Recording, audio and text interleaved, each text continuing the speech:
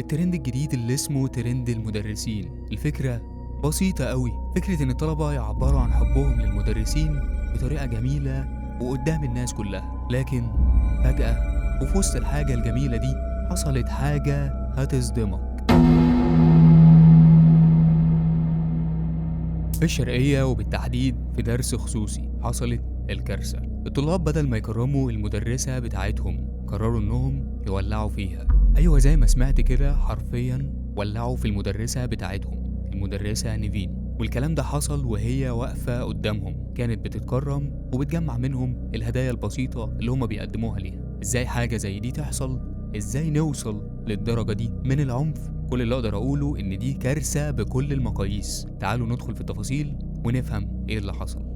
الأستاذة نيفين راحت الدرس بتاعها كالعادة، والطلبة قرروا إنهم يعملوا لها مفاجأة بسيطة. الهدايا حواليها والجو كله كان جميل، لكن وسط الحاجة الجميلة دي واحد من الطلبة طلع رشاش تلج اللي كنا بنستخدمه في الأفراح واحنا صغيرين، وأكيد احنا عارفين إنه لو هيستخدمه فالمفروض النتيجة هتكون هزار بسيط.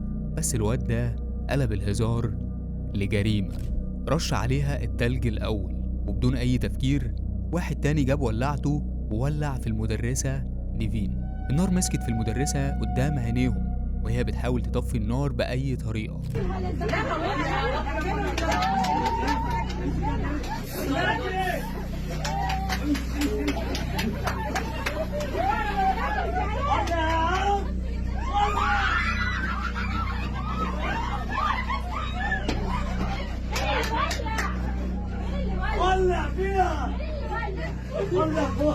المصيبة الأكبر من كده، الطلبة حواليها كانوا بيضحكوا وكأن اللي حصل ده مشهد في فيلم مش واقع احنا عايشين فيه. واني بذكر الطلاب فانا مش بقول شباب بس، لك ان تتخيل ان في بنات في وسط المشهد المرعب ده كانت قاعدة بتضحك.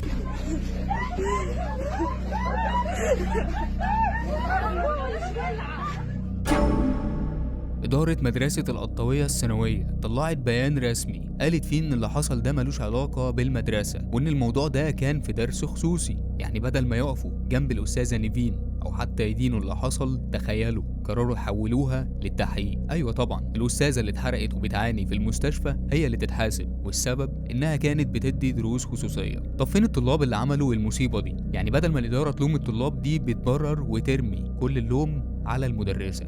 القصة دي مش بس عن حادثة حصلت، دي أزمة مجتمع كامل. احنا بنربي جيل شايف العنف هزار. فين التربية اللي المفروض تيجي من البيت؟ فين احترام الكبير وفين المسؤولية؟ يعني مدرسة القطاوي شايفة ان البيان اللي قالوه كفاية عشان يبرئوا نفسهم، وفي النهاية الكارثة دي مش مجرد حادثة فردية، ده خطر كبير. لازم نقف مع نفسنا ونسأل ايه اللي بيحصل في عقول ولادنا؟ ليه العنف بقى حاجة عادية؟ وازاي نقدر نرجع الاحترام ما بين الطلاب والمدرسين؟ الأستاذة نيفين ضحية ومكانها مش في تحقيق، مكانها في مستشفى بتتعالج، ومكان الطلاب اللي عملوا كده المفروض يكون في محكمة يتحاسبوا على كل اللي عملوه. حتى البنات اللي كانت بتضحك في الفيديو ده لازم تتحاسب. مستني رأيكم في الكومنتات، وما تنسوش تشاركوا الفيديو عشان نوصل صوت الأستاذة نيفين للكل.